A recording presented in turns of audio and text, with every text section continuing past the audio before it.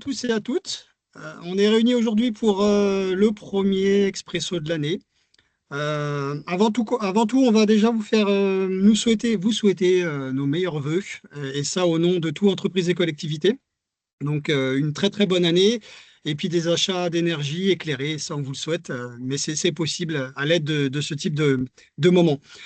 Donc aujourd'hui, Expresso, pour ceux qui ne connaissent pas, donc c'est un moment qu'on s'accorde et qu'on vous accorde tous les mois dans lequel vous allez être accompagné par aujourd'hui Quentin Delisle, qui va vous décrypter les marchés, qui va essayer de vous donner des conseils avisés et surtout vous expliquer ce qui se passe et pourquoi les marchés évoluent dans un sens ou dans un autre. Donc, on va prendre le temps de faire ça bien. Et ce que je vous propose, c'est que vous avez un système de questions-réponses. N'hésitez pas, posez un maximum de questions. Si on a le temps de vous y répondre sur ce créneau-là, on le fera. Sinon, laissez vos coordonnées et on prendra bien évidemment le temps de vous répondre. Euh, Quentin, petite question. Je commence parce que je me présente, je ne l'ai peut-être pas fait, effectivement. Donc, Christophe Raoul, moi, je suis directeur commercial sur le segment public. Donc, j'adresse beaucoup de consultations d'achat d'énergie sur des clients publics, type collectivité ou bailleurs sociaux. On est en début d'année, et moi, en début d'année, ce que je rencontre tout le temps, c'est des besoins d'achat en énergie et en particulier en gaz, puisque les dates d'échéance sont souvent du 1er juillet. Donc, j'ai deux questions. C'est qu'en est-il du marché gazier? Et la deuxième question, je pense que tu m'y répondras à travers ce que tu vas nous dire aujourd'hui. Est-il intéressant d'aller acheter des périodes longues? Peut-on partir sur des marchés de 3 ou 4 ans? Très bien. Meilleurs vœux à tous pour cette nouvelle année, effectivement. Une année qui commence sur les chapeaux de roue ou même qui s'est terminée finalement de façon incroyable. Certains y croyaient, certains n'y pensaient pas. Finalement, ça y est, c'est la fin des flux par gazoduc en provenance de Russie au travers de l'Ukraine. Donc, historiquement, rappelons-le, c'est que du coup, la Russie, c'était presque 30% des approvisionnements de gaz en Europe. On est passé ensuite aux alentours de 12% au début du conflit entre l'Ukraine et la Russie. On a fait 2 années aux alentours des 5%. Et là, en ce début d'année 2025, on considère qu'il y a quasiment 0% de gaz russe par gazoduc. Attention, on reviendra par la suite sur le gaz naturel liquéfié.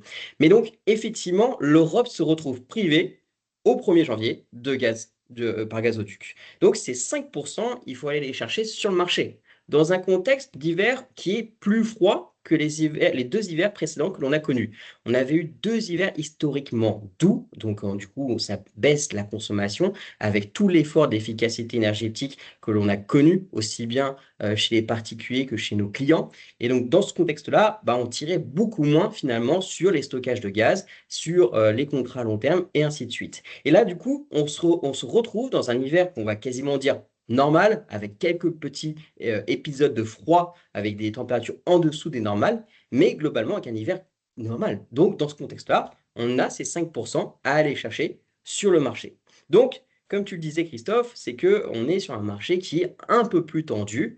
L'année dernière, nous avions entamé l'année 2024 avec une baisse des prix jusqu'à fin février. Aujourd'hui, on est plutôt sur une tendance haussière. On va voir ce que cela va donner aussi par la suite. Mais il y a beaucoup de variables qui peuvent expliquer du coup cette tendance de marché.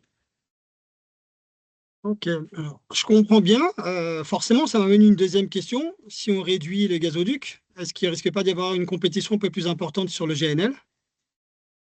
En effet, Christophe, on a du coup ce côté de nouvelle dépendance dont on parle dans l'actualité, la nouvelle dépendance au gaz naturel liquéfié pour l'approvisionnement en gaz de l'Europe. Alors, l'Europe, finalement, se source au travers de tout le monde. C'est-à-dire qu'on a du sourcing à partir des États-Unis, majoritairement, puisque environ 40% des importations de gaz naturel liquéfié se font à partir des États-Unis. Donc, on est déjà revenu sur ces sujets-là lors des précédents Expresso et autres publications que l'on a pu faire. On a aussi 14% qui sont en provenance du coup de Russie. Se pose la question de savoir ce qui va se passer sur ce gaz, dans le sens où déjà on a eu des sanctions qui ont été mises en place avec ce qu'on a appelé l'interdiction du transbordement de ce gaz entre les bateaux. C'est-à-dire qu'en fait, du gaz acheté à la Russie par gaz naturel liquéfié ne peut pas être revendu au travers du monde. Donc, du coup, on est obligé d'aller décharger sur les ports européens.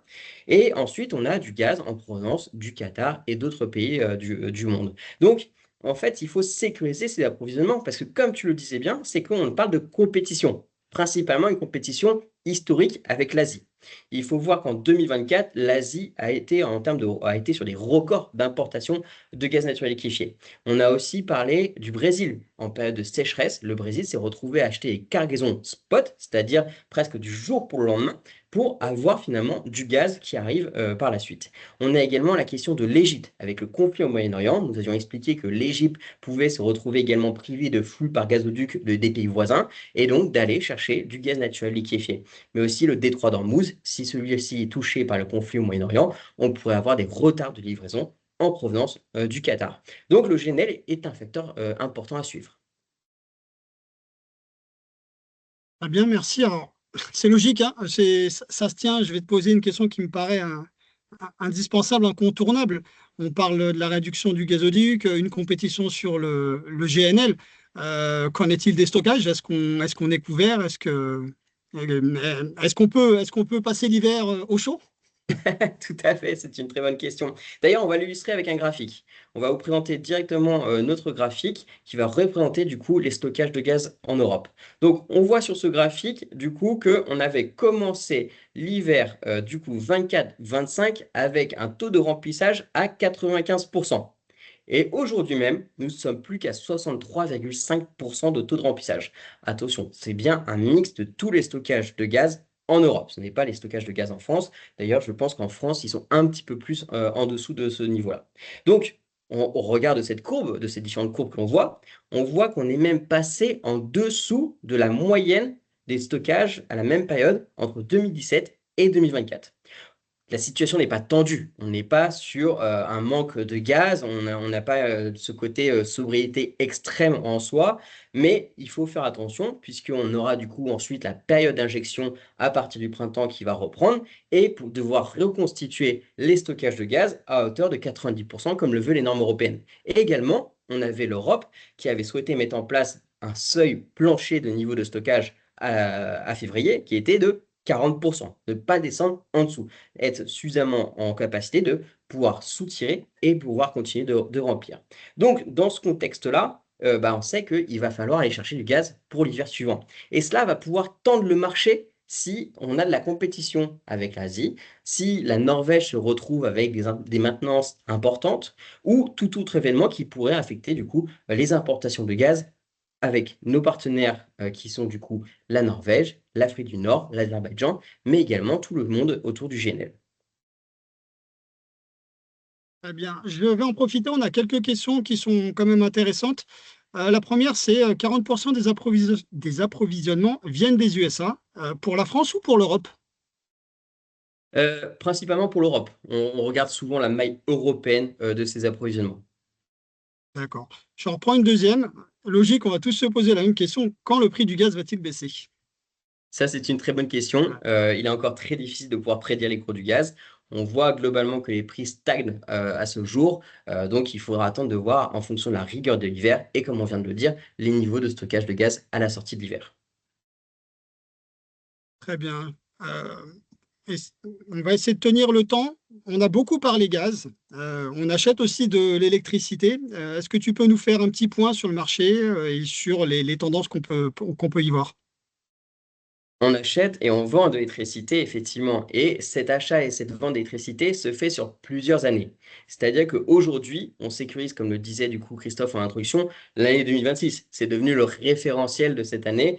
L'année dernière, on était sur le 25. Mais on peut regarder aussi au-delà. 27, 28, 29, des contrats de 2 ans, 3 ans, 4 ans qui sont déjà cliquables, sécurisables en termes de budget, totalement ou partiellement et donc qui permettent de profiter de la forme de la courbe de prix forward. Cette forme de la courbe de prix, on l'avait déjà évoqué sur d'autres expressos, c'est ce qu'on va appeler la backwardation, le fait que les prix sont de plus en plus bas. C'est très vrai d'ailleurs sur le gaz, on voit la tension qui est présente aujourd'hui. Sur l'électricité, la descente est rapide, mais après, elle se stagne. Mais par contre, cette stagnation des prix dans le temps confirme le fait de pouvoir aller chercher du budget. Donc, c'est du coup intéressant de pouvoir regarder cela. Ce qui est aussi notable sur le marché de l'électricité, c'est de voir la pénétration des ENR qui, du coup, pour l'année 2020, 4 représentait plus de 40% de la production d'électricité en Europe. On a 30% d'électricité produite à partir du nucléaire. Je ne parle pas que de la France, je parle bien du niveau européen. Et également, on a encore à ce jour 17% par gaz et 8% avec le charbon. Donc les énergies fossiles sont encore très présentes, mais elles sont encore nécessaires, puisque quand on le voit, il y a un manque au niveau de la production des ENR, on fait souvent appel rapidement aux centrales à gaz, aux centrales à charbon, pour pouvoir compenser. On a eu d'ailleurs cet événement qui était le Dunkelflaut. C'est une sécheresse énergétique, c'est-à-dire qu'en fait, on se retrouve avec peu de soleil et peu de vent. Et donc, dans ce contexte-là, on allume les centrales à gaz. Principalement, ça s'est vu chez nos voisins allemands, où du coup, ils se sont retrouvés avec des prix spot relativement élevés à certaines heures, et également à devoir brûler plus de gaz et plus de charbon. Mais quand même, on note cette forte progression du coup du renouvelable, avec aussi le sujet des prix négatifs qui arrivent du coup dans les prochaines années, et la question aussi du stockage, évidemment. Je te remercie Quentin, je vais faire une petite entorse parce on a beaucoup de questions sur le développement du biogaz. On revient un peu sur le gaz. De toute façon, c'est traditionnel, c'est le début d'année. Est-ce que tu as quelques éléments que tu pourrais nous donner sur le développement du biogaz? Le biogaz, à ce jour, est encore un peu marginal quand on parle un peu plus de marché, dans le sens où la production en térawattheure de biogaz commence à évoluer à la hausse, mais est très marginale par rapport à tous les térawattheures que l'on importe des pays voisins ou du coup, par bateau.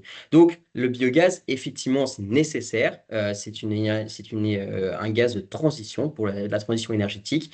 Et du coup, effectivement, c'est quelque chose qui est très suivi et proposé chez Engie. Merci. Une dernière question de ma part. Je reviens un peu sur mon introduction, qui est un peu aussi une de mes questions. On voit bien que le marché, on a des contraintes, mais il y a aussi quelques opportunités. Est-ce que tu nous conseillerais de pouvoir lancer des marchés pour les clients publics ou bien de signer des contrats pour les clients privés sur des durées plus longues que le 1 ou 2 ans? On a déjà commencé l'année dernière avec certains de nos clients à hedger des maturités comme du 2028, du 2029. On avait d'ailleurs fait un post LinkedIn là-dessus en disant que le prix de 2027 était relativement stable durant l'année de 2024, mais ce dernier se retrouve impacté par les événements d'aujourd'hui et se retrouve à la hausse, mais encore avec des niveaux de cours inférieurs à ceux qu'on a pu constater, par exemple pour du 2025 en 2024. Donc on est tout à fait sur de l'anticipation qui est vraiment le nerf de la guerre dans ce marché pour pouvoir bénéficier d'opportunités. Souvent, on a tendance à dire dans le conseil de si on signe un contrat avec des clics, c'est-à-dire de pouvoir prendre 10, 25%, bah, de tout de suite aller chercher ce premier pourcentage pour se donner une base de suivi des opérations à effectuer en fonction des opportunités par la suite. Merci Quentin. On a encore beaucoup de questions, notamment, alors on n'aura peut-être pas le temps d'y répondre aujourd'hui, mais je vous rassure, on va vraiment prendre le temps de vous répondre. Laissez vos coordonnées. On a notamment deux questions qui sont est-ce que la crise diplomatique avec l'Algérie, est-ce que ça aura un impact sur les prix du gaz en France? Et la deuxième question qui revient aussi, c'est l'évolution du stockage en pourcentage. A-t-il évolué ces dernières années? Alors, l'évolution des pourcentages de stockage, en fait, il est relativement faible dans le sens où il y a pas mal de stockages sont dans des cavités naturelles. Certes, il y a quelques capacités de développement supplémentaires, mais je pense que c'est relativement marginal par rapport au stockage historique. La question aussi avec la crise diplomatique avec l'Algérie, bah, c'est une question qui se pose effectivement par rapport au contrat que l'on a. Alors attention, hein, il y a toujours un peu ce côté d'ingérence politique sur certaines affaires financières, comme justement les contrats de négociation qu'il y a avec l'Afrique, principalement Afrique du Nord. Et donc, dans ce contexte-là, le fait de baisser les importations de gaz d'Afrique du Nord vis-à-vis de nos contrats, c'est aussi des pertes financières du pays exportateur. Donc, pour l'instant, peu d'informations, les flux ont été relativement stables et même en période de crise en 2022 ou 2023, on a eu très peu d'augmentation de la part du coup de l'Afrique du Nord en termes d'augmentation, là où on pouvait en avoir besoin, dans le sens où ils privilégiaient aussi le marché local. Donc, effectivement, la question se pose. Actuellement, elle n'est pas arrivée sur le marché, mais si la crise s'envenime et qu'on en vient à discuter de cela, ce serait un peu comme l'histoire entre la Slovaquie et l'Ukraine sur du coup les exportations d'électricité. Ça peut du coup tendre le marché. Eh bien, merci beaucoup, Quentin. Vraiment éclairant. En tout cas, moi, ça m'aide beaucoup. Il est 14 heures, on arrive à la fin de cet expresso. Je vous remercie tous d'avoir participé. On en profite pour vous renouveler nos meilleurs vœux pour cette nouvelle année. Et puis, on vous invite à participer au prochain expresso qui aura lieu dans un mois et qui a lieu tous les mois. Merci, Merci Quentin, Christophe. et une bonne journée. Merci. Très bonne journée.